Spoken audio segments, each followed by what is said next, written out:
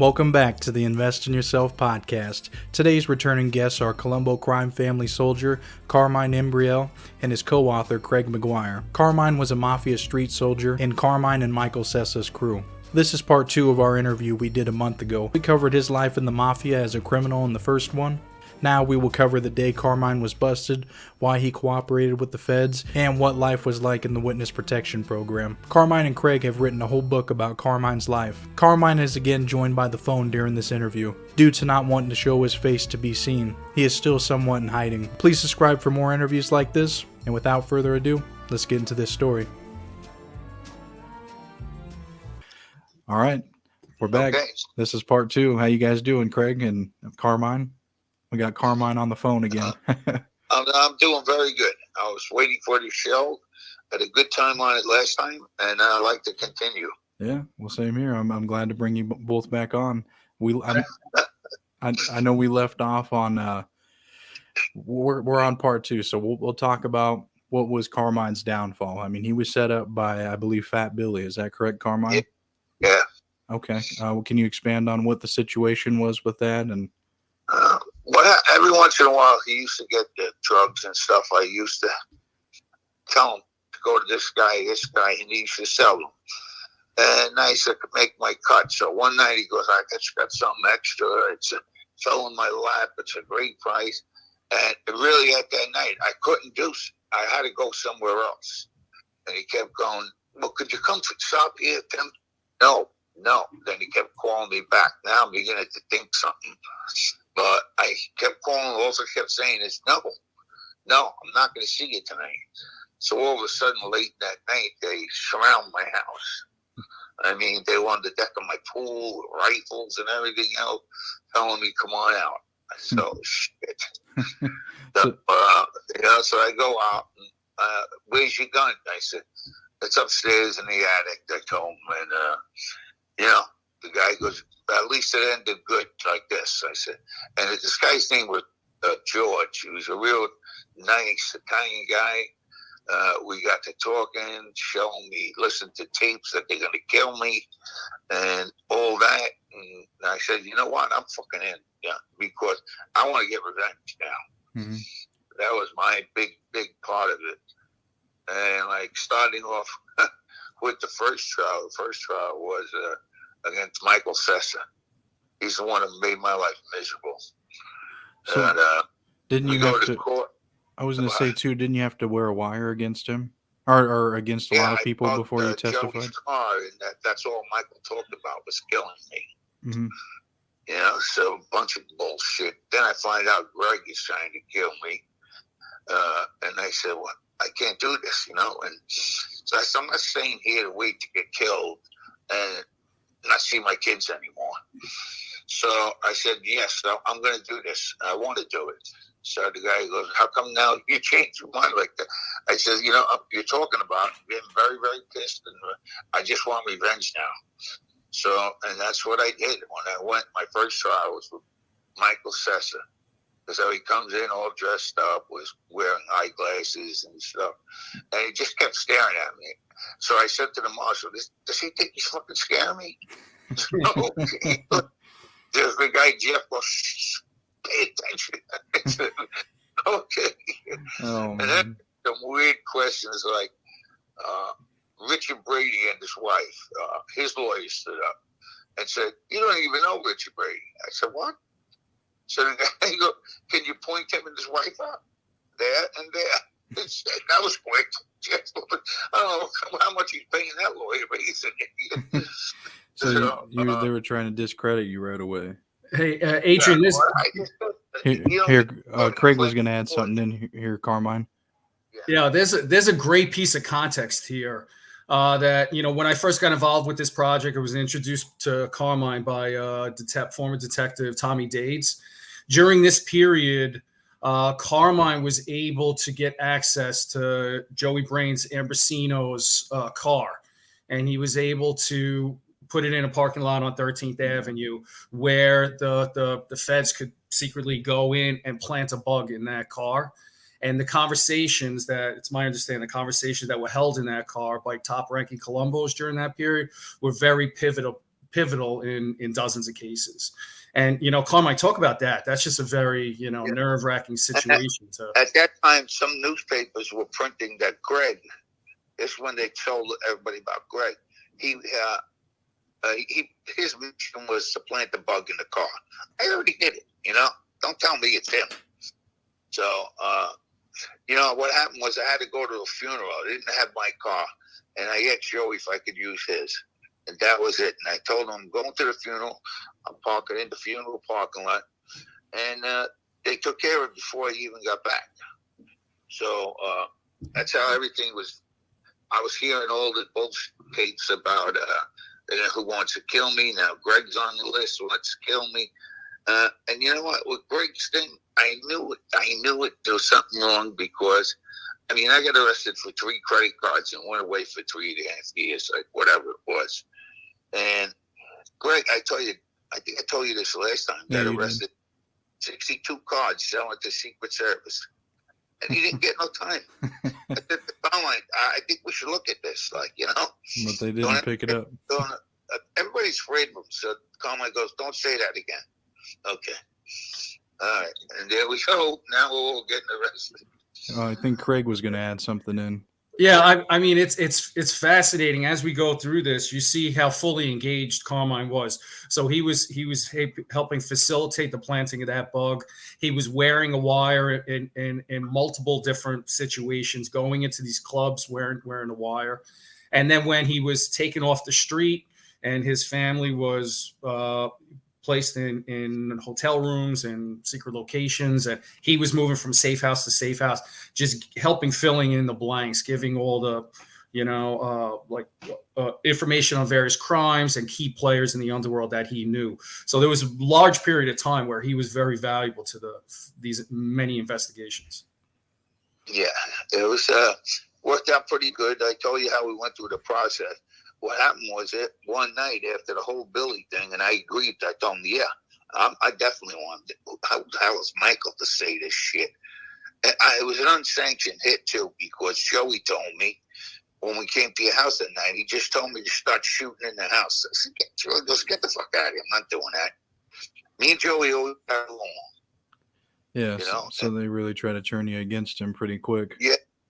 So, he told me that. He was the one who told me, too, that everybody else gets 1 point. Michael's making you pay 2 points, which is a big difference in earning. So I was pissed at him every which way. When I questioned him about it, he goes, how dare you question me on it? Who's going to question you on it? I am. You're taking money out of my pocket. So he didn't like it. So he was a miserable bastard. He was going out like Anthony Coluccio. That's who they killed, Michael and Joey. I thought he was a great guy. We used to call him Birdman. We had this planned robbery with Diamond Store, the jewelry store. So 3 days every morning, 6 o'clock, we're meeting. There's like 8 of us. And Mike Bolino and Birdman goes, listen, I'm not coming back here 4 times, right? So he goes, who's going in? So Birdman, I goes in if Carmine goes in. I said, me too, because I'm not waking up at 6 o'clock coming here every morning. So me and him and his brother went in. We made some pretty good things, and it was nice. We go outside. We're supposed to have Hank the Bank waiting for us outside, and he's gone. And then the next day, they straighten him out. Right, because he's a good runner. So, man, it was terrible. Then after that, they come to my house, like I was telling you, and we're going to ship you out tonight. What? I said, like, they took the couch right off underneath me. Damn. We were gone. Everything packed up. Me and my wife got that settled with the dogs are coming, the cats are coming, which was a process. So, I mean, in the room, like, oh, no pets allowed. My wife goes, nope, I'm not going. So they all walk out of the room, come back in. Okay, you can take the one dog. Oh, no, I'm not breaking it out. I'm just sitting there watching. Now they know what I got to deal with. No. Leave the room again, make the conference, come back. Okay, we'll do it. And the cat. The cat too. There they go again, walking outside, coming back in and going. Okay, the cat can come too. So they let you keep the pets. We had parakeets. Oh, did they let you keep those too? Yeah, yes. All of them. The parakeets, and they said, there's nothing else. I said, I do have a goldfish upstairs. They told me, no way, you'll die. They won't make the trip. I said, okay. So now we're all going. The dogs, the cats are getting on the plane. Wow. So now we landed on destiny, like where we're going. But before that, we get on. They don't tell you nothing until you get on the plane. Now, when you're on the plane, they ask where we're going. My kids and my wife. There's Indians up there. So you had no clue where you're going to be going? No. Like I was up in Wyoming, they sent me, but I mean, beautiful place. But my wife said, "Doesn't Indians here?" So she got on the phone call with City Hall. Do you celebrate Easter? Yes, we do. Yes, we do. So she goes, I imagine what kind of food they're going to serve. So that was it. We were gone. It was crazy for a while because in a while, like I was in limbo. They didn't give you everything right away. Your social, your new name, nothing. So I couldn't even go out. If I had to get anything from a bank or anything else, I had nothing. Yeah, I think Craig was going to add something in on here. Yeah, this was a fascinating part of the book, and we get a lot of great feedback from readers about how Carmine dives into just how nerve-wracking it was, when first, introducing the possibility of going into the program with his wife, and they made the joint decision.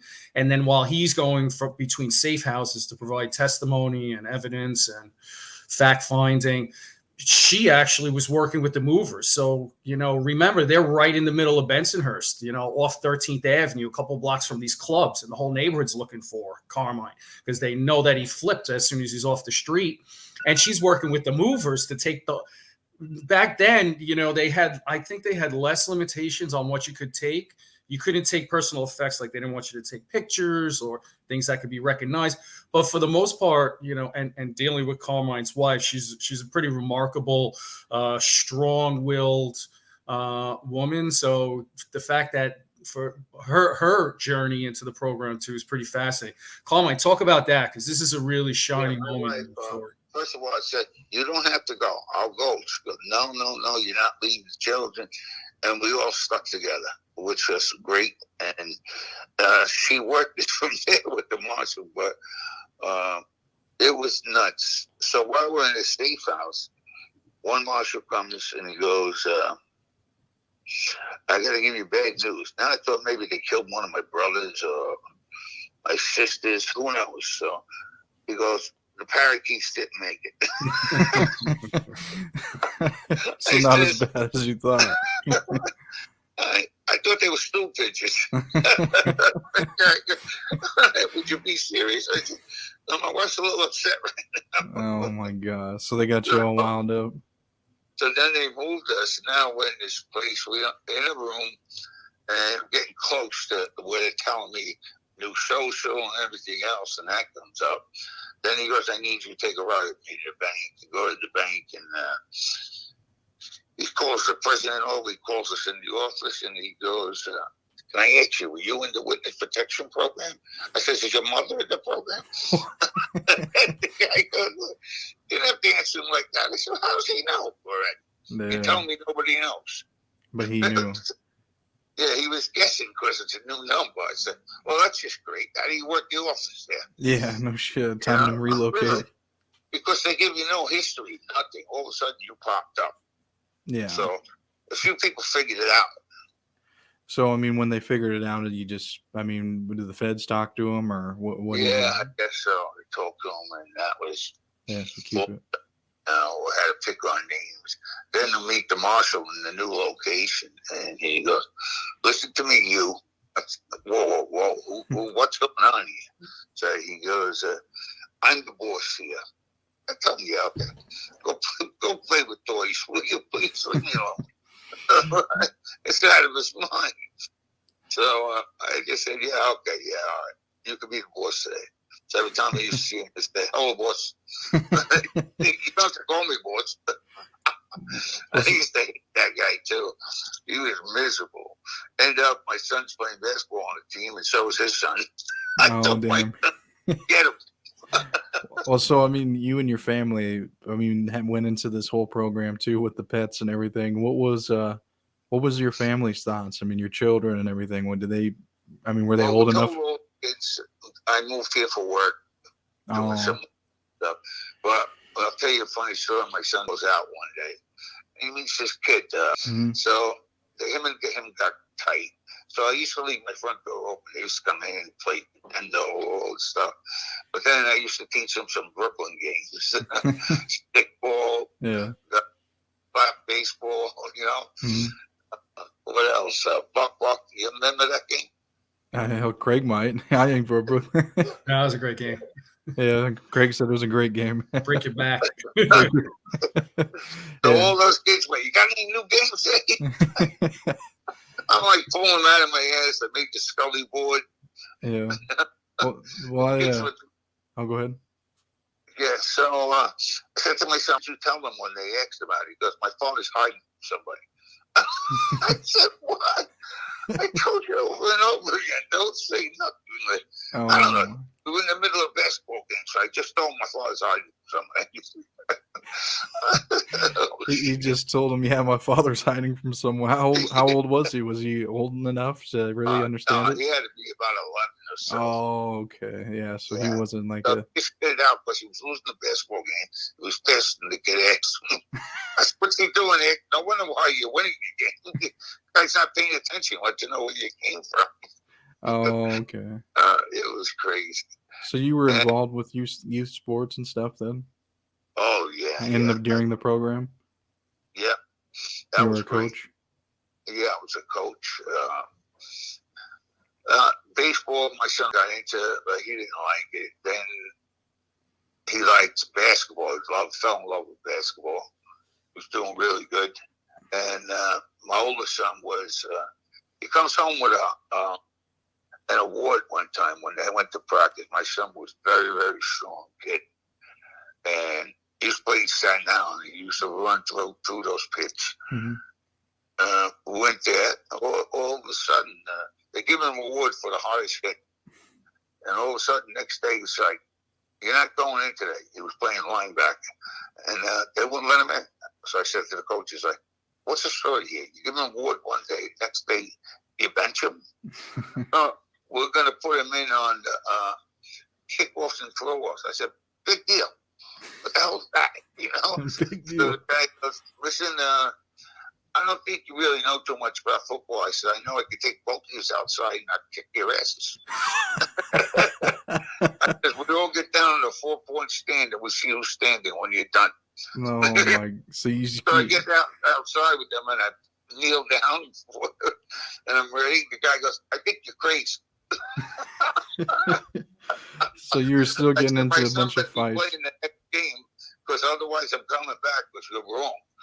But how do you like give this kid an award and then you bench him? It's so stupid, you know. So that time he was playing, he was lying back, he was banging people all over. So I was proud of him. Like I said before. And after that, it was just too much. Then he started having fights with some kids on the team. They were all with him. One big one was my son. He came running around the corner, and I see him, and these kids are chasing him in a car. So I stopped the car and said, "You want to fight him?" The kid goes, "Yeah." I said, "Okay, let's go right there in the schoolyard." And we went there, and I said, "Get out of the car, bang the shit out of him." and he did. Jeez. But before that, I went to the guidance teacher, I went to the principal, I went to everybody. Please straighten this out before it gets out of hand, please. Okay, they did nothing. So you took matters into your own hands. The schoolyard, the whole school knew. My daughter came home that, Dad, everybody's going to be at the park today. All right, good. So I went there and the kid pulled in. My son just started banging him, beating him, started biting him, doing everything that they never heard of. And the principal shows up. I'm like, wait, what? You had your chance. Get out of here. So Craig, I think another thing we could talk about is these Christmas lights story. Do you want to go on that one? I tell you, if you think about how Carmine's voice changes when he tells the stories about his family versus the stories about his background, it says a lot. One thing that jumps out was consistently across Carmine feels like he was treated fairly by the government, but it wasn't easy.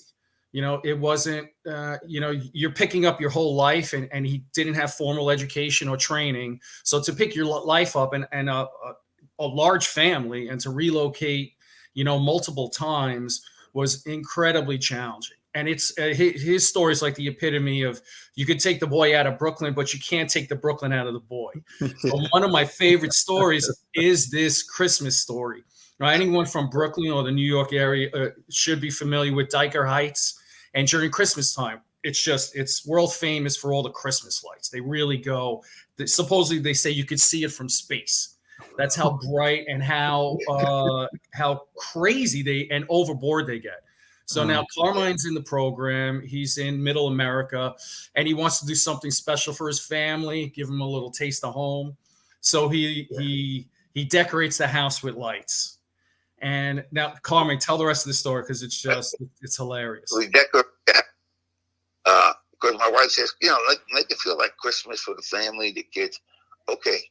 So now I had to string the lights because in New York, I used to have to pay them. Yeah. Yeah. So I give them $2,500. All right, take care of the house by the time I get home. Didn't have to worry about it. Now, out there, now all of a sudden I'm hanging the lights and trimming the roof. I got Santa on the roof. I got everything. And all of a sudden we get a bunch of cars. The boys looking at the house.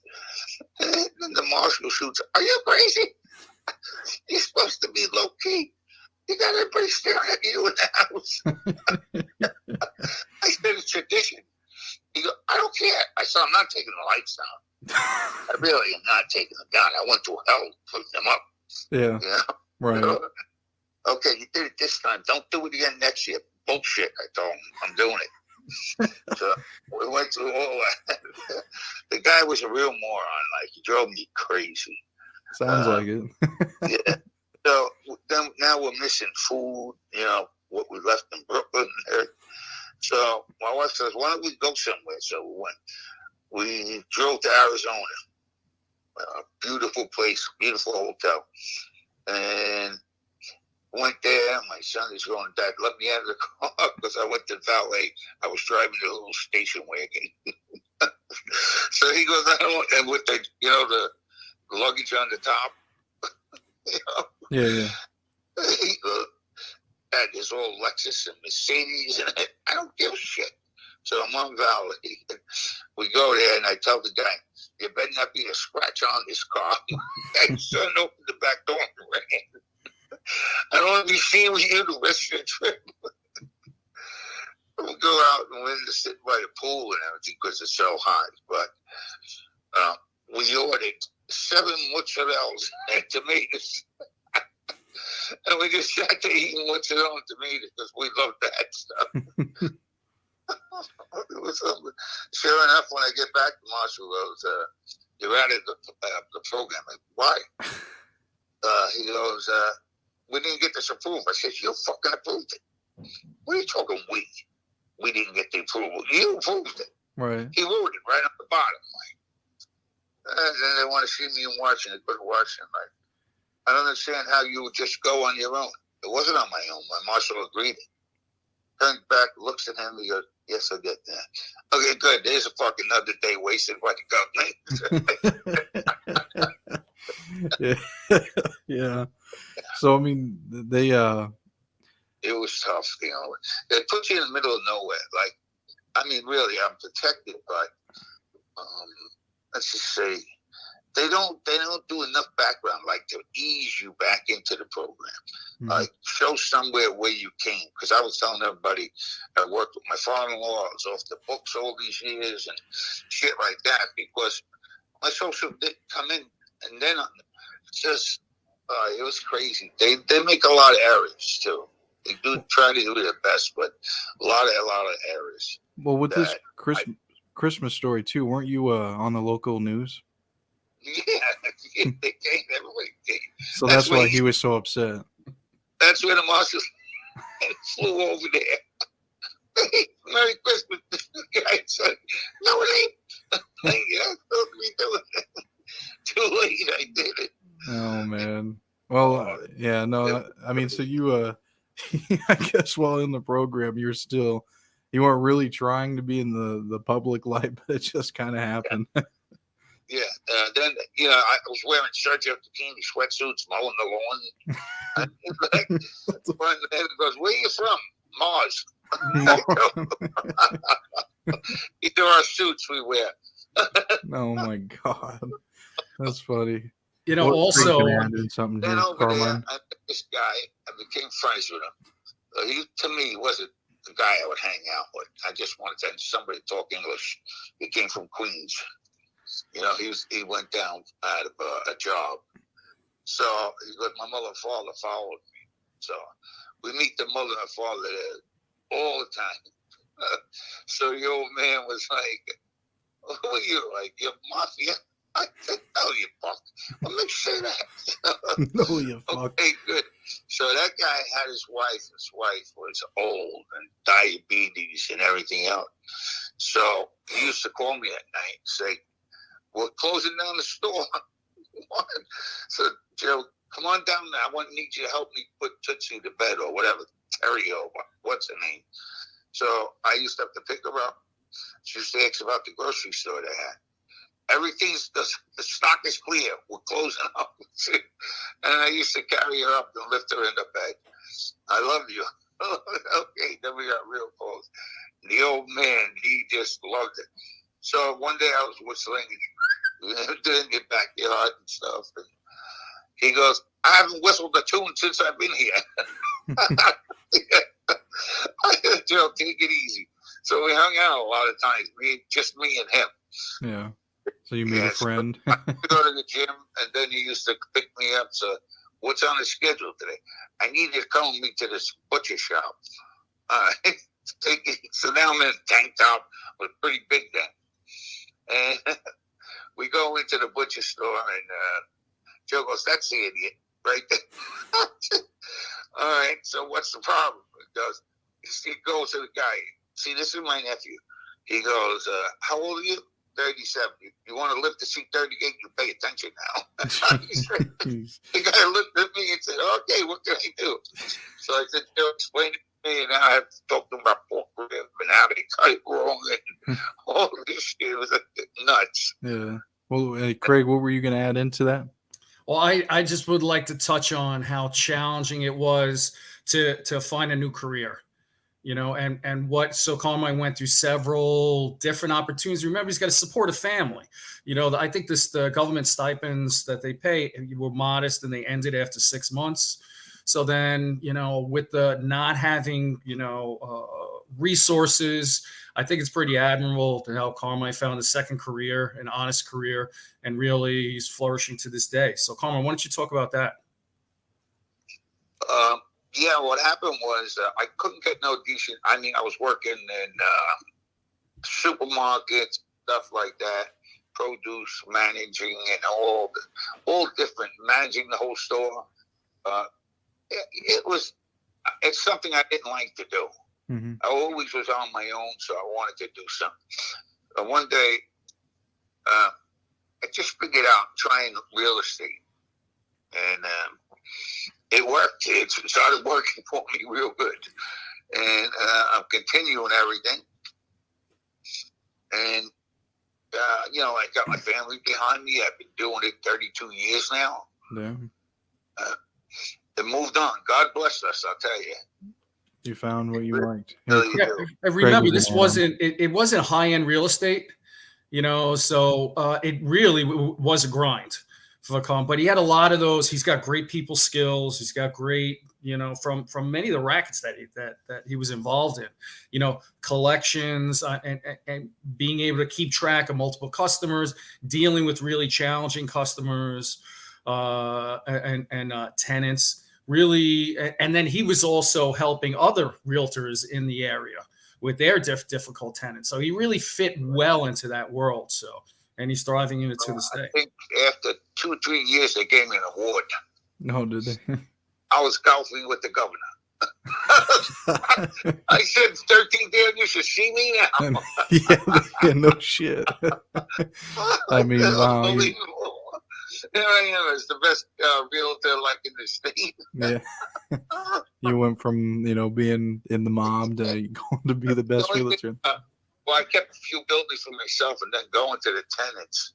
I said, listen, lady, I gave you 3 months. I can't do it anymore. My wife is screaming. It's business. You don't feel bad for them. But no, that's how I am. I'll give you every shot there is. After 3 months, she took me to court.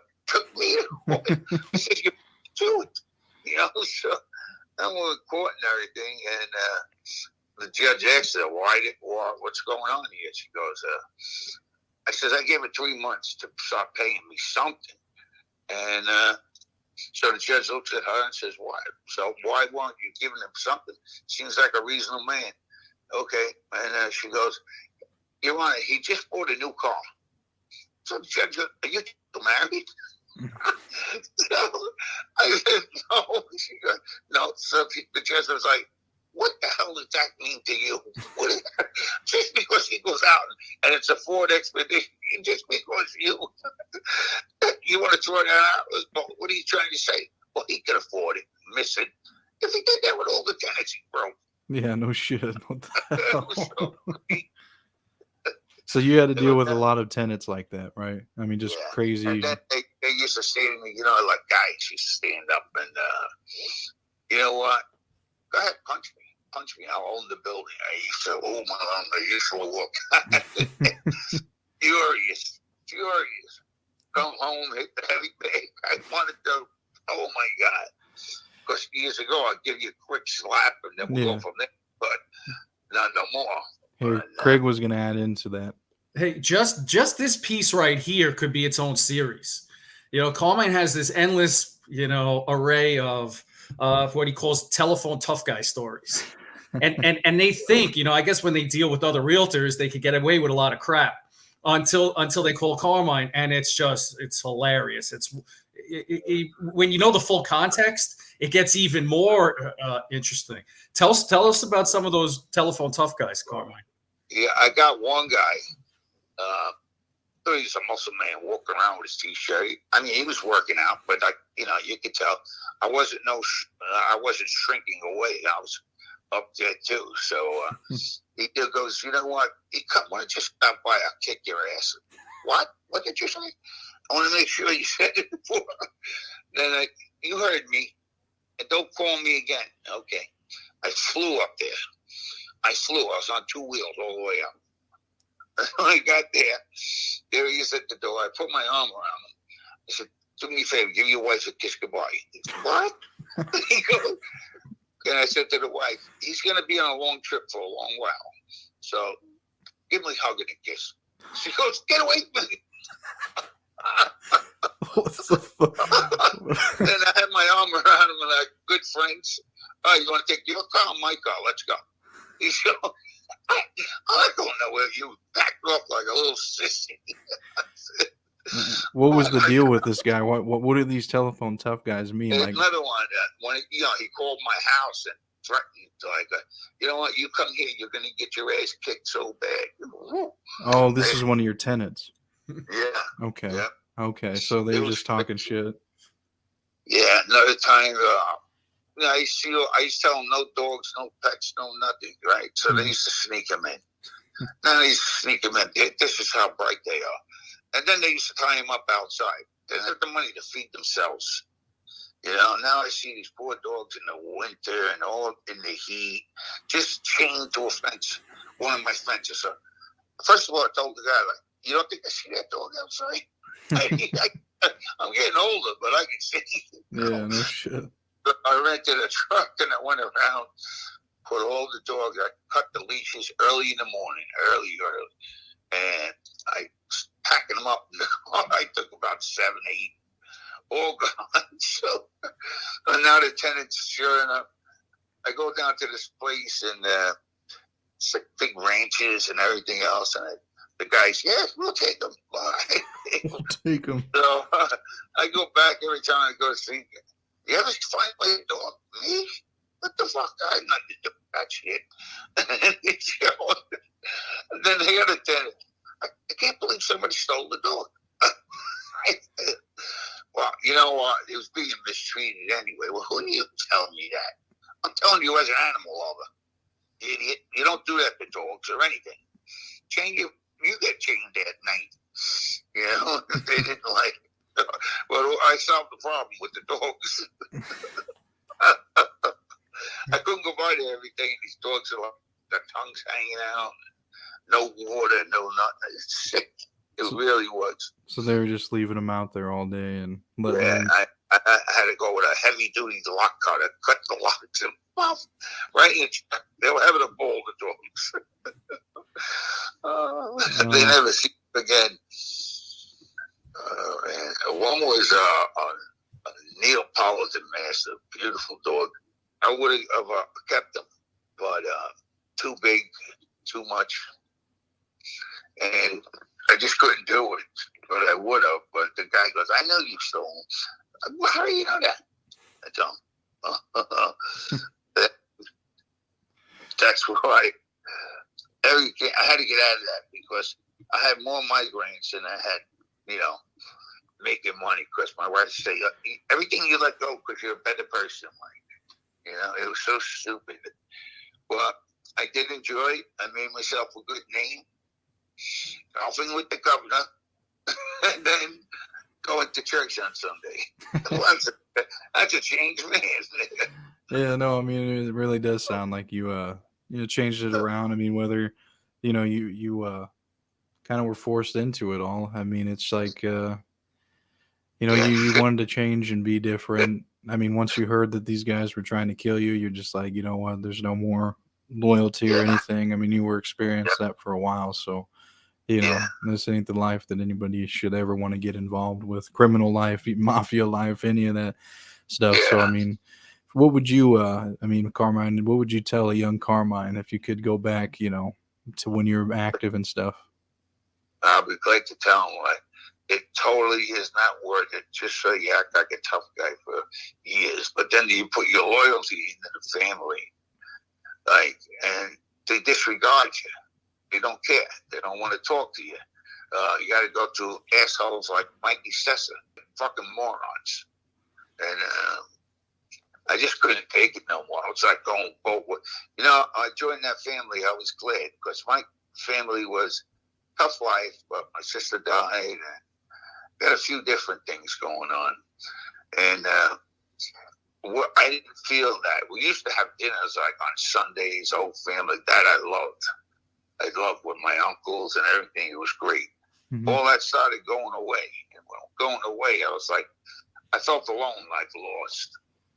But like when I played football and everything, I had a team, and we were like family. We took care of one another. That's why I love sports, especially football. And I wanted that camaraderie, but it wasn't there with them. I still had to watch my back. Like, what's that guy thinking about? What's that guy thinking? But I was always respectful. All the guys first. Show me respect, I show you the same and more. But they didn't follow the rules. Like Michael Sessa Birdman went to jail and he's sleeping with his wife. You don't do that. You don't do that, pal. And he's doing a lot of it. My wife told me after all these years he hit on my wife at a wedding. Damn. I said, why didn't you tell me? She goes, just for that reason, you're getting mad. Man, you know what? If she would have told me, I would have went off the rails. Yeah, I'm sure. Maybe hit a wise guy, who knows? But I just couldn't take it. I really couldn't. And I got close to two marshals, was Jeff and Chris, real nice guys. And they used to say, good to see you with your whole family. Every time they see me, good to see your whole family. And everything. I said, we live for the moment, Jeff. You know? And I had a good relationship with him. He was the one who told me when we were going to court for my cases, do you have any other idea who the rat is in your family? I said, I always knew one. So which one do you think? I said, I thought that something was up with Greg and 62 cards he sold. And he goes, right. He's been cooperating 30 years with us. Yeah. I said, that mother. But he died a miserable death. I was thrilled. And believe me, and I don't like to talk about people in a negative way, but that guy killed anybody he wanted. And then he protected Paulie Pumps. I don't know if you ever heard that name. No, who's that one? Paulie Pumps came from Greg's club. He was a big Shylock. He earned a lot of money, right? Mm-hmm. So at that time, Greg had to get a transfusion. So he got a transfusion. A lot of his guys went in and gave blood. And Paulie gave blood, but it was AIDS. Oh, okay. So I heard that story. Yeah, it's just the name I didn't know. I'll tell you another story with Paul. We go out one night, me, Joe Brewster, my brother-in-law, so we're out. So Paulie gets in his argument with this guy. So Joey knows him as this maid guy from, I think it was the Genovese family. So Joey gets up and stood in the middle. Listen, we don't want to do this, especially here because they knew the restaurants. And, it just can't be done. The guy whips out a gun and shoots at Paulie, and it hits Joe Brewster twice in the chest. Damn. So he falls down and goes to the hospital, and he comes out months later. And, I said, Joe, when are we getting this Paulie back? He goes, Greg told me I can't go get him. Leave him alone. Really? So me, Joey, and my brother-in-law used to drive around every time we'd see him, or if we walked in a bar. Hey, Paulie, hang out the rest of the night with us. We used to say him all the time. So when I used to see him alone, I used to think, Paulie, I think Joe said to meet him at 8 o'clock tonight. Just to mess with him. Just to bust his chops. So every time we pulled up, Joe, Paulie, come on, let's go. I got dinner. I got dinner. I'm not getting in that car. So he even told Greg that, and Greg goes, "We're just not busting his balls." That's crazy, man. I mean, he had some humor with. And Greg died, and then the best was when I heard these younger guys shot him in the eye. I said, "Good, you should suffer for everything." Even though I go to church and I believe in God, this guy was the devil. Mm-hmm. Really. A miserable man. So, yeah. Let's just say he got what he deserved. Craig, do you got anything you want to add into this before we wrap up? No, I'm just like, I'm glad we broke this into two parts so you could see, the difference between Carmine's background and his early years, and then, how he came full circle, from early on in his childhood, rich family life, and now that's where he landed. And, when you look at the facts of the facts, most criminals who go into the witness protection program have great challenges not slipping back into a life of crime, not being able to, find that second half, and their families disintegrating.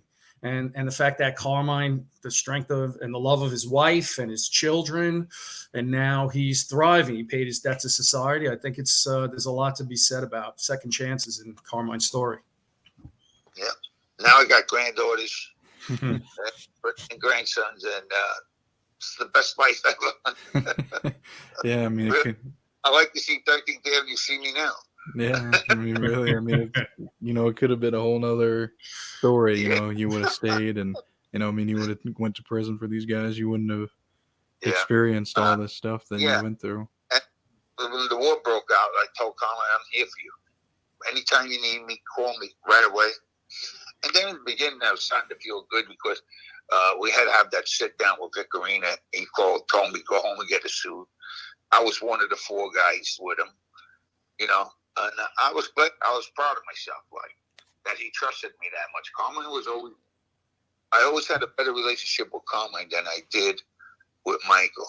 Mm-hmm. So, and then at the end, every time I would try to want to talk to Carmine, no, go to Michael, I didn't like that. I'm not getting nowhere with Michael. You stupid bastards.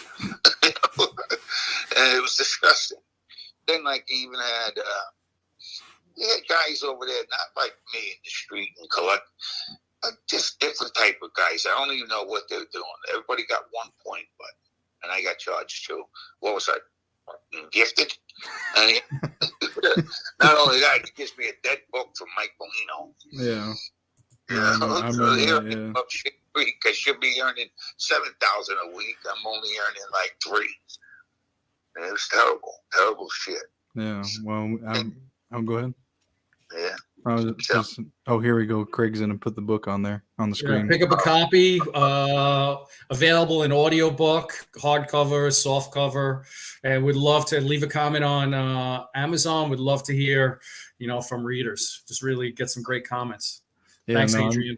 Yeah. Well, I enjoyed the book. I left a great review on Amazon. I got it through Amazon, the book as well. So I'll put it in the video description again, and people can go check it out. But I highly recommend it. I think Carmine's got one hell of a story, and he changed his life around. And that's what's important. That's what's the whole message, is that's what we try to get out of each show is that, you go through all this crap and, eventually come out of it, see the light, in other words, and, change it around, man. So I think you guys were pretty fitting guests. You asked me before about it, telling a younger kid, like you said, crap. It's all made up. It's bullshit. Try to brainwash you. Like right away, you're a tough guy and you're having a fair fight with somebody. Now they're looking at you. Right now, like you're training for college, like to move up, Right. And it wasn't right because, I know so many people got shot over stupid shit and killed. I mean, come on now. Even guys who went to jail for long, nobody was taking care of their wives, nothing. Yeah. I mean, I proposed at one time, how about we all chip in and give some money to this guy's wife and everything. Like Michael, well, if you want to do it, get the other guys to do it. Like, what about you? You don't want to chip in? You fuck. Fuck. All of a sudden, he wants to leave. Like, I'll let you know what we're raffling off, you bitch. Oh, wow. Well, yeah, I back in the old days with the old timers, they took care of it automatically. Right. They got money mailed to them. They got whatever they needed. Mm-hmm. But not no more. No. I think it all changed. Possible. It definitely changed, like, after, like you think when Lucky Luciano and, all them other guys came in from the beginning, the old guys, I mean, they really followed that code. And then, I don't know what era, 40s, 50s, but I guess when you were coming up and, you were active, I believe the 60s is when you got involved. And then that's when everything wasn't. All the old timers, I related to them more. Mm-hmm. They liked me, they respected me, and I used to love to sit with them and have lunch and play cards, and because they were smart, they were smarter. Mm-hmm. Don't fall in it, don't do this, And I especially Matty the horse, I thought he was like my fucking principal. You're done now, you're done. I seen your beautiful family. Yeah. You are. And I said, wow, I couldn't believe it. Then when I told him I know Jimmy and Joey, very, very close. You know the boys? Yes. I knew there was something in you I like. Yeah, well. That was school. And not only that, he cared. Yeah. Yeah, he goes like John Gotti. He's a fucking idiot. He goes, he's got his son involved in it now. I got my son. I got 2 doctors and 2 lawyers. Yeah. He goes, Carmine, the whole point of it is making up a life for you to help your kids get along better. Right. And I think that's what the old guys did too. Yeah. Yeah. Well, no, I appreciate you guys coming on, Carmine and Craig. Carmine has really lived a different lifestyle than a lot of people. It is good he found God and changed his life around. Please comment any key takeaways that you got from this interview. Please share it with anyone that you think will enjoy this type of content. Also, please don't forget to hit subscribe to my channel if you want to get more interviews like this. I'll be sure to put Carmine and Craig's book in the video description. Also, at the end of this video, a Mafia playlist will pop up of all my other Mafia related interviews I've done. Thank you again for watching.